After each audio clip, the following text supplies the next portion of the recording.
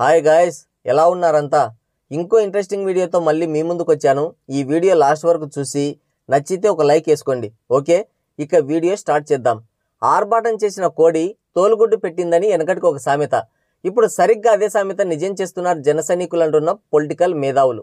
24 సీట్లకి నువ్వు ఎలా పొత్తు కొప్పుకున్నావన్నా అంటూ జన సైనికులు గగ్గోలు పెడుతుంటే 6% ఓటు బ్యాంక్ ఉన్న ఒక రాజకీయ పార్టీ అధ్యక్షునికి సీఎంఐ అర్హత ఉందా చెప్పండి అంటూ వారిని ఎదురు ప్రశ్నిస్తున్నాడు పవనాల్ సార్.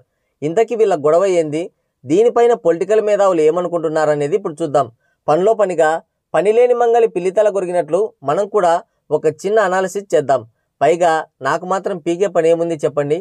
పీకే అంటే పవన్ కళ్యాణ్ అనుకున్నారు పీకడం అని. కాబట్టి నేను కూడా నా స్టైల్లో రాజకీయాల్లో వేలు పెట్టి గెలుకుతా. ఓకే, జనసేన టీడీపీ రెండు కూడా 2024 ఎలక్షన్స్లో పొత్తు పెట్టుకున్న విషయం మనందరికి తెలిసిందే కదా.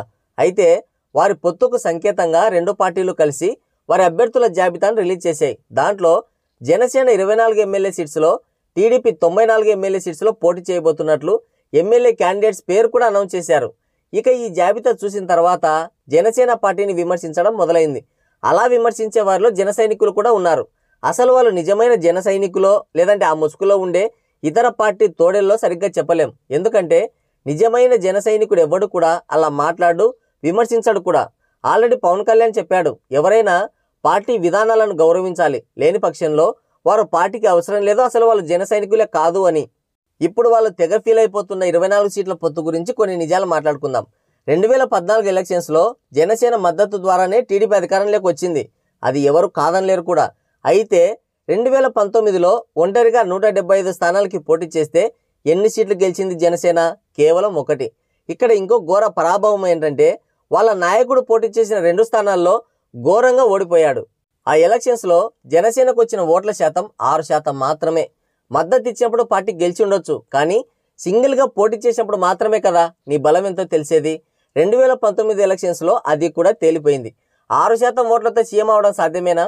ఆ విషయం పవన్ కళ్యాణ్ చాలా లేటుగా తెలుసుకున్నాడు. ఎందుకంటే ఎక్కడ చూసినా, ఏ ప్రచారంలో చూసినా సీఎం అంటూ అరిచి ఆకాశానికి ఎత్తేసి రియాలిటీలో మాత్రం నేలకేసి కొట్టారు. నిక్కచ్చిగా నికార్సుగా ఓటు వేసిన జన సైనికులు ఎంతమంది? పవన్ మీద అభిమానం ఉండొచ్చు వారికి, కానీ అది సినిమా వరకే ఆగిపోయిన మాట మాత్రం వాస్తవం. 2 చోట్ల పోటీ చేసి ఓడిపోయిన పవన్ కళ్యాణే దానికి నిదర్శనం. 2019లో అధికార వైసీపీకి 49% పైగా ఓట్ బ్యాంక్ వస్తే టీడీపీకి 39%, జనసేనకి 6%. ఇప్పుడు జనసేన 6% ఉన్న ఓట్ బ్యాంక్తో నేరుగా సీఎం అభ్యర్థికి పోటీ చేసే ఛాన్స్ లేదు. అధికార వైసీపీకి ప్రతిపక్ష టీడీపీకి ఉన్న ఓట్ల శాతంలో తేడా 10% ఉంది. దానికి జనసేన 6% తోడైతే అప్పటికి టీడీపీకి 45% పైగా ఓటు శాతం వస్తుంది. దాంట్లో అధికార పార్టీ పైన విరక్తితో ఉండే ఇంకో 5 నుంచి 10% ఓటు శాతం కలిస్తే అధికారం ఈజీ అవుతుంది. కాబట్టి పవన్ కళ్యాణ్, చంద్రబాబు నాయుడు ఇద్దరు కూడా బాగా ఆలోచించి ఈ విధానానికి కట్టుబడి ఉంటారు. కేవలం 6% ఓటు బ్యాంక్ ఉన్న ఒక పార్టీ 39%కి పైగా ఓటు బ్యాంక్ ఉన్న పార్టీని 40-50 సీట్లు డిమాండ్ చేయగలదా? దానికి ఆ పార్టీ ఒప్పుకుంటుందా? ఒకవేళ అలా జరిగితే అసమ్మతి సెగలు ఎక్కువై టీడీపీనే ఓడించే పరిస్థితి వచ్చి పడుతుంది. అప్పుడు పొత్తు పెట్టుకుని ఏం లాభం? అదిగాక టీడీపీ పార్టీకి కింది స్థాయి నుండి బలమైన క్యాడర్ ఉంది. కానీ జనసేనకు అలా కాదు. కేవలం పవన్ కళ్యాణ్ మేనియా మాత్రమే పనిచేయాలి చివరి ఓటు వరకు కూడా. జనసేన అధినేత పవన్ కళ్యాణ్ చాలా తెలివిగా ఆలోచించి తీసుకున్న నిర్ణయం ఇది. ఎందుకంటే వైసీపీ, టీడీపీ అనేవి 2 ప్రధాన బలమైన పార్టీలు. అలాంటి వాటి మధ్యలో జనసేన పోటీ చేస్తే కేవలం ఓట్లు చీలి ఒక పార్టీకి మేలు జరుగుతుందే తప్ప పెద్దగా జనసేనకి ఒరిగేదంటూ ఏముండదు. ఒకవేళ దానికే కట్టుబడి సింగిల్గా పోటీ చేయాలని జనసేన పార్టీ నిర్ణయం తీసుకుంటే కనుక టీడీపీ, వైసీపీ ఈ 2 పార్టీలు కూడా 3వ పార్టీ మీద జనం ఫోకస్ పడకుండా చేసుకొని ప్రధాన పోటీ ఈ రెండింటి మధ్యనే ఉండేలా చేసుకుంటాయి. అప్పుడు జనసేన వాటి మధ్య నలిగిపోవడం ఖాయం. అప్పుడు పార్టీ నడిపే ఛాన్స్ ఏమాత్రం ఉండదు, అంతా అయిపోతుంది. లాస్ట్కి వాళ్ళ అన్నలాగా ఏదో ఒక పార్టీలో విలీనం చేయాల్సిన పరిస్థితి వస్తుంది. జనసేన ఒకవేళ సింగిల్గా పోటీ చేసినా 1-2 సీట్లు కూడా గెలిచే ఛాన్స్ లేదు. ఎందుకంటే ఇప్పుడు ప్రజల ఫోకస్ మొత్తం వైసీపీ, టీడీపీ ఈ రెండింటి మీదే ఉంది, ఏది అధికారంలోకి వస్తుందా అని. అదే టీడీపీతో పొత్తు పెట్టుకుంటే ఒకవేళ ఈ పార్టీ అధికారంలోకి వస్తే అధికార పక్షంతో అసెంబ్లీలో అడుగుపెట్టే ఛాన్స్ వస్తుంది కదా. అప్పుడు జనసేనకి ప్రజల తరపున అసెంబ్లీలో తన గొంతు వినిపించే ఛాన్స్ వస్తుంది. ఈ పొత్తులో ఒకవేళ బై మిస్టేక్ జనసేన 24 సీట్లలో ఎక్కువ సీట్లు గెలుచుకొని టీడీపీ గవర్నమెంట్ ఫామ్ చేయడానికి ఖచ్చితంగా జనసేన ఎమ్మెల్యేలు అవసరమైతే లక్కీ ఛాన్సే కదా. ఒకవేళ అధికారంలోకి రాకపోయినా జనసేన తనకున్న ఓట్ బ్యాంకుకి టీడీపీ ఓట్ బ్యాంక్ తోడై ఎక్కువ సీట్స్ గెలుచుకునే ఛాన్స్ ఉంటుంది. అసెంబ్లీలో గౌరవ ప్రతిపక్ష సభ్యులుగా అసెంబ్లీని గడగడలాడించే ఛాన్స్ వస్తుంది. అంతే కదా, ఇవన్నీ కూడా వాళ్ళ పార్టీ అధ్యక్షుడు క్షుణ్ణంగా పరిశీలించి నిశితంగా ఆలోచించి నిర్ణయం తీసుకొని ఉంటాడు. జనరల్గా చెప్పాలంటే ఇప్పటికి కూడా జనసేనకి సరైన కార్యకర్తలు లేరు. 2014 ఎలక్షన్స్లో టీడీపీకి మద్దతు ప్రకటించి అది గెలిచిన తర్వాత అది నా వల్లే గెలిచిందని బీరాలకు పోయి గర్వంతో సినిమాలు చేసుకున్నాడు పవన్ కళ్యాణ్. అంతేకాని ప్రజా సమస్యల గురించి మాట్లాడడం కానీ, ప్రజల్లో తిరగడం కానీ, పార్టీని బలోపేతం చేసుకోవడం కానీ ఏదీ చేయలేదు. సడన్గా 2019 ఎలక్షన్స్కి ముందొచ్చి నేను టీడీపీకి సపోర్ట్ చేసి తప్పు చేశాను, ఇప్పుడు ఆ ఛాన్స్ ఇవ్వను అంటూ ఒంటరిగా పోటీ చేశాడు.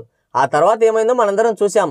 రిజల్ట్ చూసి ఎందుకు ఇలా జరిగిందని ఆలోచన చేయకుండా నేను మద్దతు ఇవ్వకపోవడం వల్లనే టీడీపీ ఓడిపోయిందని ఒక ట్రాన్స్లోకి వెళ్ళిపోయాడు. ఇంతకంటే మూర్ఖత్వం ఇంకోటి ఉంటుందా చెప్పండి? పోనీ టీడీపీతో విడిపోయాను అన్నాడు. పోయినోడు ఎలాగూ పోయాడు, కనీసం అప్పుడైనా పార్టీని బలోపేతం చేసుకునే పని చేశాడా? లేదు. చంద్రబాబు కోవటు, చంద్రబాబు దత్తపుత్రుడు అంటూ ప్రతిపక్షాలు విమర్శించినట్లే ప్రవర్తించాడు. ఎన్టీఆర్ యూనివర్సిటీ పేరు మారిస్తే వాళ్ళకంటే ముందు పవన్ కళ్యాణే రియాక్ట్ అయ్యాడు. ఎన్టీఆర్ యూనివర్సిటీ పేరు మార్చినప్పుడు పవన్ కళ్యాణ్ రియాక్ట్ అయిన 2 రోజుల తర్వాత నందమూరి ఫ్యామిలీ రియాక్ట్ అయింది. చంద్రబాబు అరెస్ట్ అయితే నారా లోకేష్ కంటే కూడా పవన్ కళ్యాణ్ చేసిన యాగే ఎక్కువ ఉంది. మధ్యలో వారాహి యాత్ర అని మొదలుపెట్టాడు, చాలా బాగా సక్సెస్ అయింది. కానీ సడన్గా ఎందుకు ఆపేశాడు? మళ్ళీ సినిమాలు చేస్తాడు, కొంతసేపు రాజకీయం చేస్తాడు. ఇక ప్రజలతో మమైకం అయ్యేదెప్పుడు, కార్యకర్తలకి భరోసా ఇచ్చేదెప్పుడు, సీఎం అయ్యేదెప్పుడు? ఒక రకంగా చూస్తే పవన్కి రాజకీయ జ్ఞానం శూన్యం. ఈ పొత్తు కూడా జేడి లక్ష్మీనారాయణ కానీ, మనోహర్ కానీ కుదుర్చుంటారు.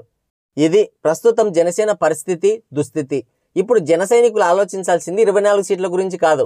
అవకాశం వచ్చిన 24 సీట్లలో ఎక్కువ సీట్లు ఎలా గెలవాలి, ఎలా గెలిపించాలి అని.